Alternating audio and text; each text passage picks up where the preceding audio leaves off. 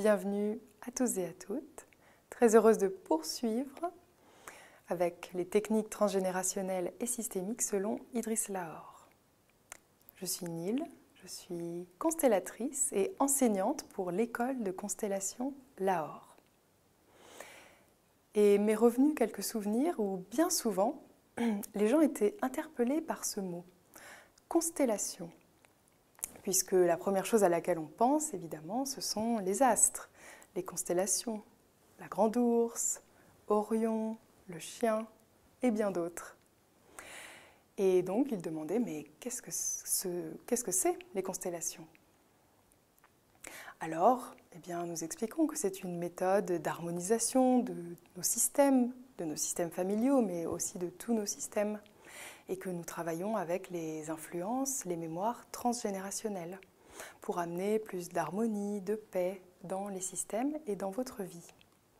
Et que ce travail peut vous intéresser si vous avez des difficultés récurrentes que vous n'arrivez pas à traiter avec les moyens habituels. Ceci est un indice que l'on peut aller voir au niveau transgénérationnel, ce qui se passe, et aller vers une meilleure solution. Puisque ce travail amorce un processus d'harmonisation, tant pour le demandeur, donc que nous appelons le client, que pour tous les membres de son système familial qui sont en lien avec la problématique qu'il va exposer, qu'il va vouloir travailler. Et parfois, on nous demande aussi, mais est-ce que toute ma famille doit être présente lorsque je fais ce travail? Eh bien, pas du tout. Ils n'ont même pas besoin de savoir que vous faites ce travail systémique, transgénérationnel, puisque nous formons un système avec les membres de notre système familial, et lorsque nous faisons ce travail, il y a une influence positive sur les autres parties du système, les autres membres du système familial. Néanmoins, il est important de conscientiser que ce travail est un travail complémentaire, qui ne remplace en rien une psychothérapie ou tout autre traitement médical ou une consultation médicale. Alors, comment se déroule ce travail? Il y a plusieurs façons de le faire, mais la procédure dans le cadre des constellations selon Idriss Lahore est toujours la même. Déjà, nous commençons par une première étape qui est de déceler, de trouver, de démasquer les influences, les dynamiques cachées dans notre système familial, ce que nous appelons dans le langage transgénérationnel les intrications, qui sont la cause de nos problèmes.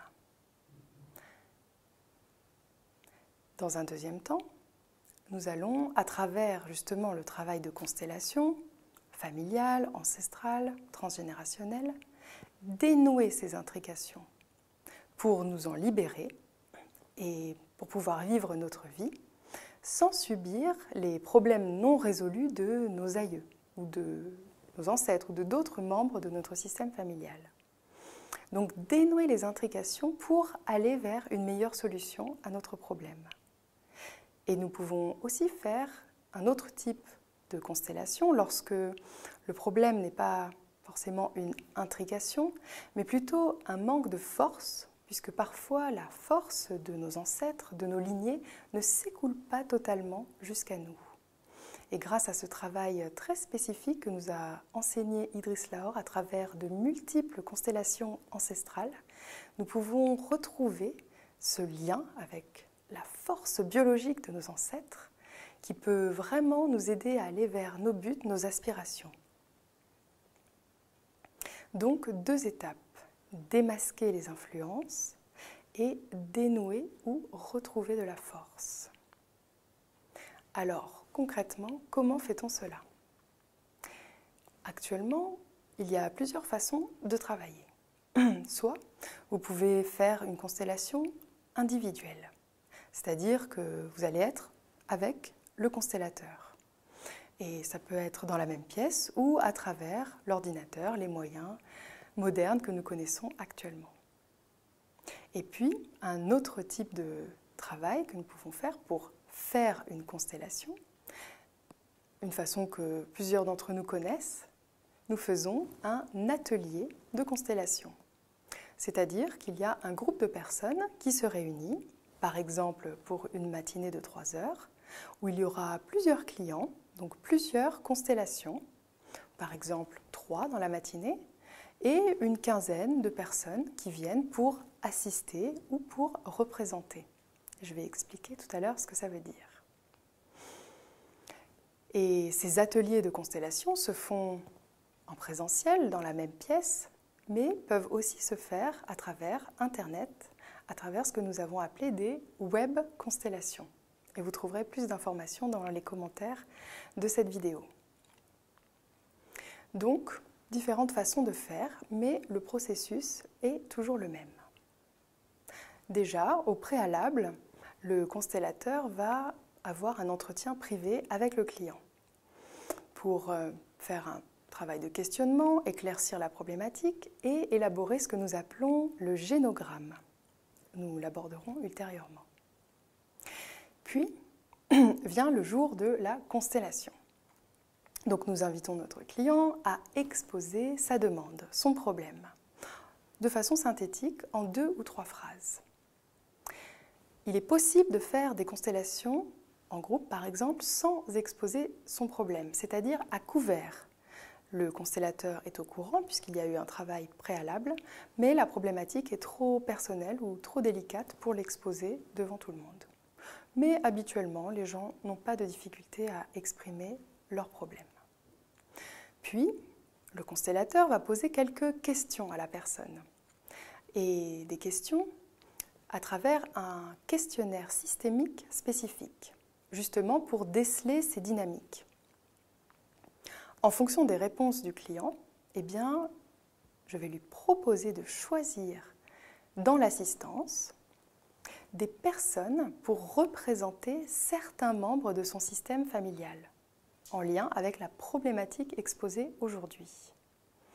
Donc, lorsqu'il y a des personnes présentes, le client se lève, va demander aux personnes si elles veulent bien représenter l'un ou l'autre membre de sa famille. Et si nous sommes sur Internet, c'est la même chose. Et dans le cadre des constellations individuelles, nous utilisons des figurines ou des objets. Une fois les représentants choisis, de façon aussi immédiate que surprenante, les représentants, sans lien aucun avec le client, ni avec les membres de son système familial, se mettent à avoir des sensations physiques. Donc, ça peut être des lourdeurs, des oppressions, tremblements, du chaud, du froid, de la légèreté, mais également des émotions, la peur, la tristesse, la joie ou la colère, et des pensées qui ne leur appartiennent pas, mais qui appartiennent à la personne qu'ils représentent dans le système familial du client, et que ces personnes soient vivantes ou défuntes. C'est-à-dire que les représentants entrent en relation avec une conscience plus large, une conscience plus grande que la leur, élargie. Et c'est ce que nous appelons les perceptions représentatives, qui sont très importantes puisqu'elles vont nous guider dans la constellation pour aller vers une meilleure solution au problème du client. Tout le monde peut être représentant. Il suffit simplement d'être attentif à ses sensations physiques.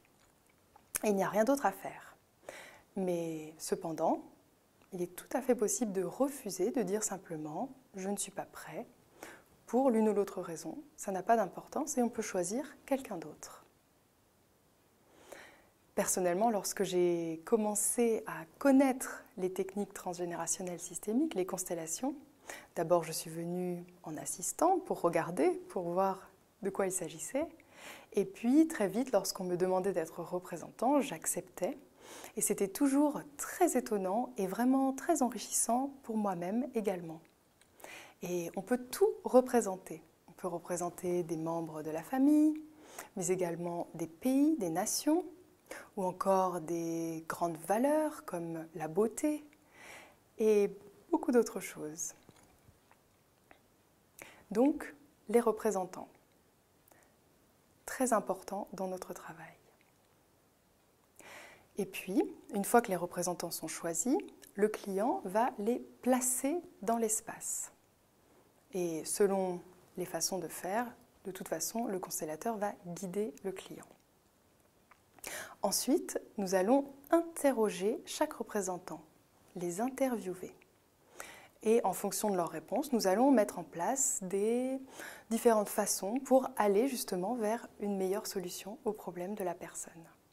Donc cela peut être des placements particuliers, mais aussi des paroles de résolution toujours bienveillantes, empreintes de respect, et aussi des gestes symboliques comme le fait de s'incliner, ou encore de remettre quelque chose à un autre représentant, ou encore de reprendre de la force ou de transmettre de la force. Enfin, à la fin, nous indiquons « Merci les représentants, vous pouvez sortir de vos représentations en vous frottant les mains, en vous tapotant les joues et en vous rappelant votre prénom. » Et on sort de la représentation de façon aussi immédiate que l'on y était entré. Voilà un peu comment se déroule une constellation. Alors, ce travail se fait également dans le plus grand respect, dans la bienveillance, le silence, le calme, l'attention, par respect pour le client, son processus d'harmonisation. Et donc, les personnes de l'assistance sont priées de ne pas se déplacer. Et si nous travaillons à distance, eh bien, il est important de veiller à avoir un espace tranquille où nous pouvons fermer la porte et ne pas être dérangés. De plus, nous respectons la confidentialité, puisque bien souvent, les personnes viennent avec des difficultés qu'ils ont du mal à résoudre depuis longtemps, donc des choses dont nous ne parlons pas en dehors du cercle de ce travail. Mais aussi parce qu'à la fin d'une constellation, un mouvement est lancé vers une meilleure solution. Et en parler ferait perdre de la force à ce mouvement. Et cela au détriment du client et de son système familial. Donc une fois la constellation terminée, achevée, nous n'échangeons plus à son sujet. C'est-à-dire que les représentants entre eux ne parlent pas, le client ne va pas voir un représentant pour lui demander « c'était comment de représenter ma grande sœur ?» par exemple. Mais bien sûr, si le client en ressent le besoin, il peut toujours revenir vers le constellateur et lui poser l'une ou l'autre question. Ce travail est vraiment efficace, puissant, et il permet d'aller vers une meilleure solution pour les problèmes de santé, de temps, d'argent, mais aussi de trouver sa place dans la vie, dans la société, réussir ses études, sa vie professionnelle, d'aller vers une harmonie relationnelle durable avec ses parents, ses enfants, son partenaire, et pour ceux qui le souhaitent, de cheminer vers leur réalisation spirituelle. Donc je vous souhaite de découvrir cela à travers des ateliers de constellation selon Idriss Lahore. Et vous trouverez toutes les informations sur notre site internet, bien évidemment, sur notre page Facebook ou encore sur notre chaîne YouTube.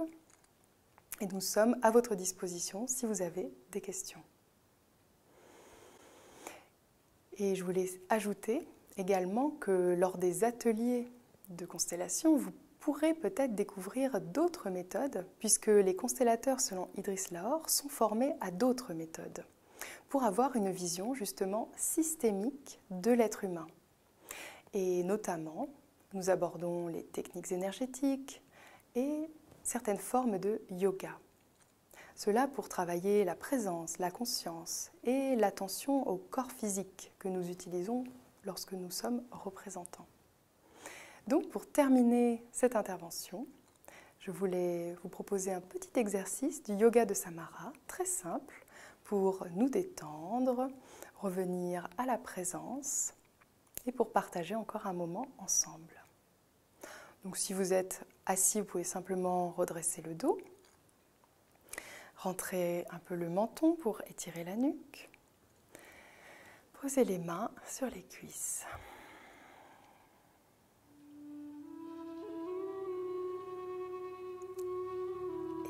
Étirement et échauffement des muscles de la nuque et du cou. entrelacer les doigts derrière le haut de la tête. La tête se penche lentement vers l'avant. Les coudes se rapprochent l'un de l'autre.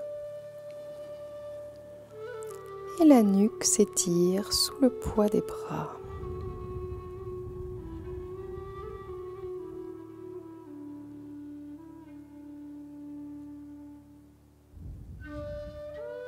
Remonte.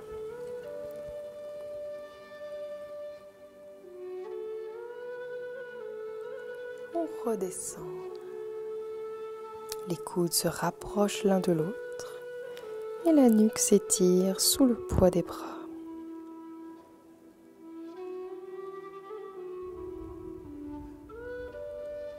Remonte.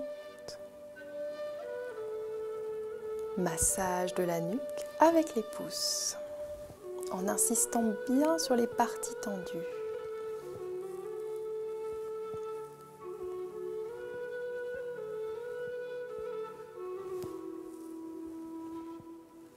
Relâche.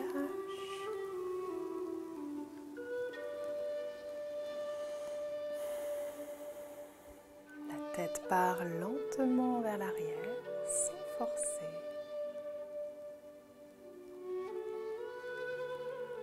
Vers l'avant.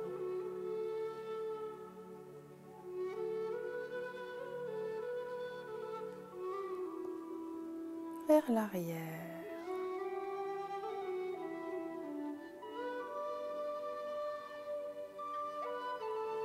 Vers l'avant.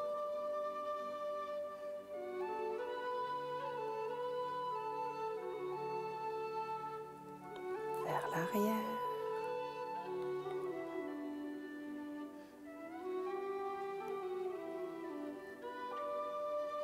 L'avant.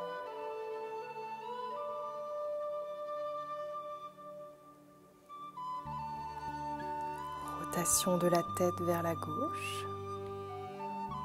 Les yeux restent grands ouverts et captent tout ce qui entre dans leur champ de vision.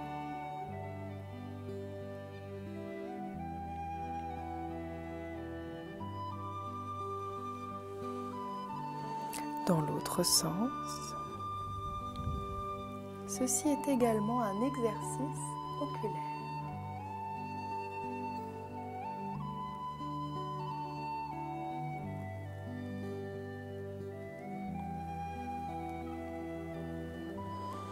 On redresse la tête. Et on peut simplement fermer les yeux pour ressentir l'effet de ces quelques mouvements. Particulièrement sur notre nuque, mais aussi sur les épaules, le haut du dos, le visage.